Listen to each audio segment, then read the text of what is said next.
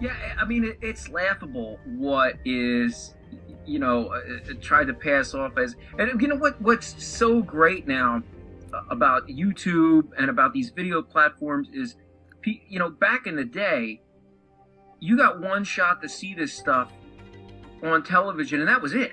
I mean, you believed it was true. You saw it once. Maybe you saw it on a rerun. Maybe on the other news channel they would rerun some of this footage.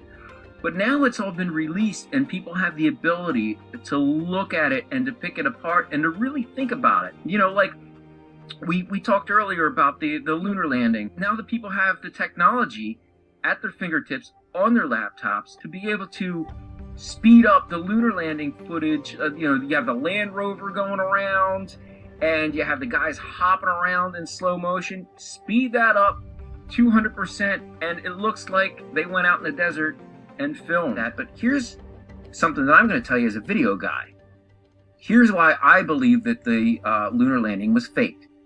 Because there is no way you can have a power source that strong at that time in history, and there's no way you could transmit that video signal all the way to Earth. Absolutely 100% not. Let me tell you something. I have if I have a handheld video camera and I want, and let's say I'm shooting a scene and the producer wants to see what I'm shooting. So they have a transmitter in their hand and they have a battery on my camera. The battery that I have is about the size of a brick. It's more square, but it's about the same mass as a brick. And it only lasts for maybe an hour and a half. And that signal only goes a couple hundred feet.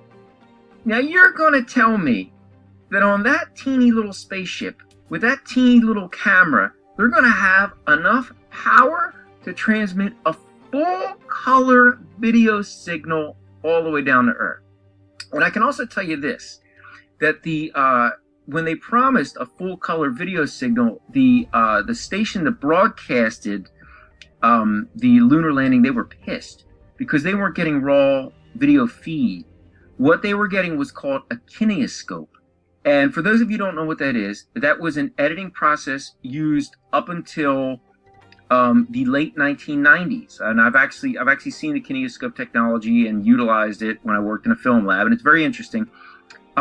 Basically, it's an editing tool. So you have a screen. Basically, it's a television screen, and you shoot that with a film camera. So now it's on 16 millimeter film.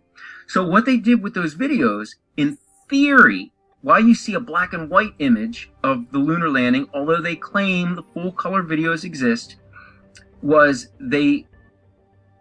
what NASA says they did was transmitted the full color video signal, filmed it on a kinescope, black and white on 16 millimeter film, and then released that to the networks. So therefore, it was not a live event, because to get film processed, it takes hours, and it's a whole process that generally takes about 6 hours to complete, even with the most efficient film laboratories. So why would they get this crappy, grainy, black and white film image when they could have broadcasted color, which at the time the networks were pissed that they didn't have the ability to do, that NASA denied them? But anyway, that's neither here nor there. The whole kineoscope thing, that's a side note. My thing is, there is no way with that technology and with batteries being as big and as weak and as heavy as they were, you could have broadcast that signal from the moon. Impossible.